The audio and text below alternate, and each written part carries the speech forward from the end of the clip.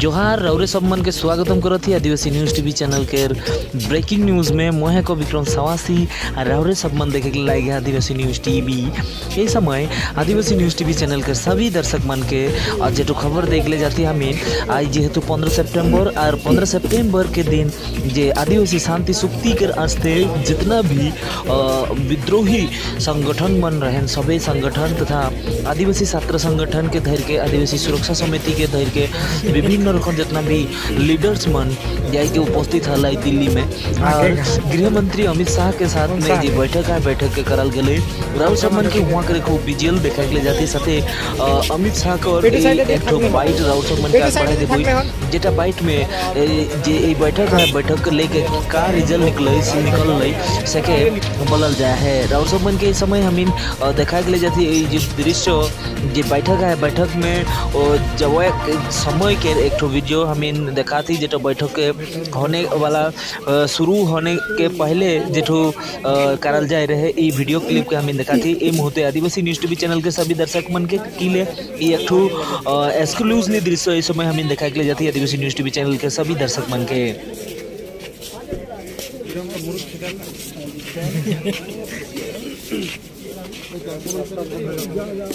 आगे का कौन सा आगे गामछा मान रेडी करके रखा एटू साइड दे থাকলে হল एटू साइड दे থাকলে হল सर आप लोग जरा अंदर तो जाइए ये रास्ता है ब्लॉक हो जाएगा इसके लिए आज का दिन बहुत महत्वपूर्ण दिन है। नरेंद्र मोदी जी के प्रधानमंत्री बनने के बाद उत्तर पूर्व को शांत और विकसित बनाने के लिए कई प्रकार के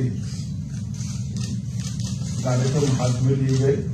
इसमें सबसे बड़ा कार्यक्रम उत्तर पूर्व में शांति प्रस्तावित करना है। इसमें आज एक बड़ा मील का पत्थर हम पार कर आगे बढ़ रहे हैं। असम के आदिवासी समूह के लगभग 1100 के आसपास जवान हथियार छोड़कर मेन स्ट्रीम में आ रहे हैं। इस अवसर पर उपस्थित डॉक्टर हेमंत बिस्वा शर्मा जी, सम्माननीय मुख्यमंत्री असम श्री रामेश्वर तेली जी, केंद्रीय पेट्रोलियम और प्राकृतिक गैस के राज्य मंत्री श्री संजय किशन जी, मंत्री असम सरकार, पल्लव लोचन दास जी, लोकसभा के सांसद, श्री कामाख्या कासा, राज्यसभा के सांसद, अन्य उपस्थित सांसदगण, पूर्व सांसदगण, श्री अजय कुमार भल्ला जी, मुख्य सचिव असम सरकार, डीआईजी कपिल कुमार डीका जी, श्री पीयूष गोयल जी, डीजीपी असम सरकार श्री भास्कर ज्योति जी, एके मिश्रा जिनके जिम्मे नॉर्थ ईस्ट के सभी हथियारी ग्रुपों के साथ बातचीत करने का काम गृह मंत्रालय ने दिया है। और आज सबसे बड़ी स्वागत में मेरे सभी आदिवासी समूहों के भाइयों का हृदय से गृह मंत्रालय में आप सबका स्वागत करता हूं, आप सभी का अभिनंदन करता हूं। मित्रों, आज जो ये कार्यक्रम है वो कार्यक्रम एक लंबे समय से 2014 से जो हमने प्रक्रिया प्रारंभ की है नॉर्थ ईस्ट को शांत और समृद्ध बनाने की, वो प्रक्रिया का महत्वपूर्ण पड़ाव है। गृह मंत्रालय ने पूरे नॉर्थ ईस्ट को शांत और समृद्ध बनाने के लिए उत्तर पूर्व की अद्भुत संस्कृति का संवर्धन और विकास करने का फैसला लिया है। इसके साथ साथ सारे विवादों का समापन कर एक चिरकालिक हमेशा के लिए शांति उत्तर पूर्व में हो, नॉर्थ ईस्ट में हो, असम में हो, इसका भी रास्ता गृह मंत्रालय प्रशस्त करने का प्रयास कर रहा है। इसमें 2 प्रकार की बाधाएं थी। कुछ संवादहीनता के कारण, अलग अलग हितों के टकराव से अनेक ट्राइब्स के ग्रुपों ने अपने अपने हाथ में हथियार उठा लिए और इसके कारण ग्रुप के बीच में, ग्रुप और राज्यों की पुलिस के बीच में, ग्रुप और केंद्र सरकार के सशस्त्र बलों के बीच में कई मुठभेड़ें हुई, हजारों लोग मारे गए, दोनों ओर से मारे गए, जनता भी मारी गई, पुलिस कर्मचारी भी मारे गए, सशस्त्र बलों के जवान भी मारे गए और हथियारी ग्रुपों के युवा भी मारे गए।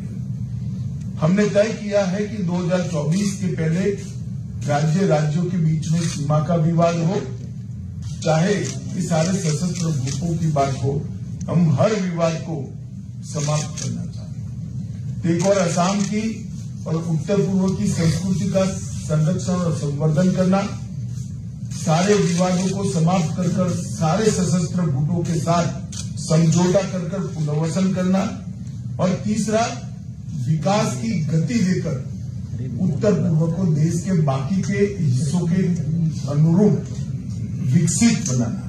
ये 3 मोर्चों पर हमने काम चालू किया और विगत 3 साल में ढेर सारे समझौते भारत सरकार, असम सरकार, अन्य सरकारों ने आपस में भी मिलकर किए हैं।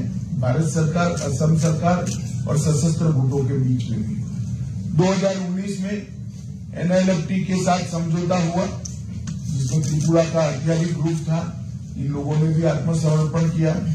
2020 में 23 साल पुराने ब्रू रियांग शरणार्थी संकट को भी मिजोरम सरकार और त्रिपुरा सरकार के साथ मिलकर रिजॉल्व किया गया। असम में 5 साल पुराना बोडो समस्या, जिसमें कम से कम 4000 लोग अब तक मारे गए थे, उसको 2020 27 जनवरी को हमने समाप्त कर दिया। लगभग 1600 कैडरों ने आत्मसमर्पण किया। असम के कार्मिक क्षेत्र में लंबे समय से चल रहे विवाद को भी 2021 में समाप्त किया। लगभग 1000 से ज्यादा कैडर ने आत्मसमर्पण किया। असम मेघालय अंतर्राज्यीय सीमा का समझौता कर लगभग 2022 में 65% सीमा के विवाद को निपटाया और आज इसका अगला पड़ाव है। मेरे सभी साथी आज मेन स्ट्रीम में आ रहे हैं। भारत सरकार के गृह मंत्रालय की ओर से, मोदी जी की ओर से और मेरे स्वयं की ओर से आप सभी का बहुत बहुत मन से मैं स्वागत करना चाहता हूं और आपके पुनर्वसन के लिए जो कुछ भी इस एग्रीमेंट में किया है, ये सुनिश्चित करेगी भारत सरकार और असम के मुख्यमंत्री और असम सरकार मिलकर ये पूरा पालन। नरेंद्र मोदी सरकार का एक रिकॉर्ड, जितने भी समझौते हमने साइन किए हैं वो समझौते के अब तक 93% काम समाप्त। तो आप लोगों को भी मैं भरोसा दिलाना चाहता हूं, आपने जो रिकॉर्ड साइन किया है उसको लेटर और स्पिरिट में हम नीचे तक पहुंचाएंगे और इसका अब एक अच्छा परिणाम आए। असम में और नॉर्थ ईस्ट के अंदर काफी शांति बहाल हुई और इसके कारण असम के 60% क्षेत्र से हमने अपसपा को हटाने में सफलता प्राप्त की। अरुणाचल प्रदेश में सिर्फ 2 पुलिस स्टेशन में अपसपा बचा है। नागालैंड के 7 जिलों के सिर्फ 15 पुलिस स्टेशन में बचा है और त्रिपुरा और मेघालय अपसपा से संपूर्णपणे मुक्त कर दिए गए। मित्रों, आज हमने आपके साथ समझौते में राजनीतिक, आर्थिक और शैक्षिक आकांक्षाएं जो आदिवासी समाज के लोगों की है, इसको पूरा करने का जिम्मा भारत सरकार और असम सरकार ने लिया है। सामाजिक, सांस्कृतिक, भाषीय और जातीय पहचान न केवल सुरक्षित हो और मजबूत बने, इसके लिए भी भारत सरकार ने आपके साथ, असम सरकार ने आपके साथ एग्रीमेंट किया है और चाय बागान और सारे गांवों के अंदर तुरंत ही त्वरित गति से केंद्रित विकास हो, इसके लिए भी वो दोनों सरकारें मिलकर हम प्रयास करेंगे। एक जनजातीय कल्याण और विकास परिषद की स्थापना भी असम सरकार करेगी और भारत सरकार चाय बागान श्रमिकों के कल्याण के लिए भी अनेक उपाय हाथ में लेगी। लगभग 1000 करोड़ रुपए का 5 साल का पैकेज एक क्षेत्र के विकास के लिए हमने जो तय किया है 5 साल में उसको सुनिश्चित रूप से पूरा कर दिया जाएगा। मित्रों, इस अवसर पर मैं आप लोगों को कुछ आंकड़े जरूर बताना चाहता हूं कि घटनाएं जो पहले आतंकवाद से संबंधित घटनाएं जो नॉर्थ ईस्ट में 2014 में जब मोदी जी की सरकार आई थी तब 824 होती थी सालाना, वो घटकर 158 होती है और जो जवान मारे जाते थे वो 181 मारे जाते थे। जिन्होंने हथियार हाथ में पकड़ा है वो अब 6 मारे जाते हैं। सिक्योरिटी फोर्सेज जो पहले हर साल 20 मारे जाते थे अब 2 मारे जाते हैं। सिविलियन पहले 212 मारे जाते थे अब सिर्फ 6 मारे गए हैं और सरेंडर ग्रुपों की संख्या लगभग 10,000 पार कर गई। 10,000 युवा मेन स्ट्रीम में आए हैं, ये बहुत बड़ी बात है और लगभग 7,000 से ज्यादा हथियारों को भी सरेंडर किया गया है। ये बहुत बड़ी उपलब्धि नॉर्थ ईस्ट के विकास के लिए। हम चाहते हैं कि उत्तर पूर्व का सबसे बड़ा राज्य आसाम ड्रग फ्री हो, टेररिज्म फ्री हो, डिस्प्यूट फ्री हो और संपूर्ण विकसित हो। इस दिशा में मोदी जी के नेतृत्व में भारत सरकार और भारत सरकार का गृह मंत्रालय दोनों पुरजोर कोशिश के साथ काम में लगे हैं। मोदी जी ने हमें अष्टलक्ष्मी का एक विजन दिया है। उत्तर पूर्व के 8 राज्य भारत के विकास के लिए, भारत के अर्थतंत्र के लिए अष्टलक्ष्मी बनकर उभरे। इस दिशा में हम काम करेंगे।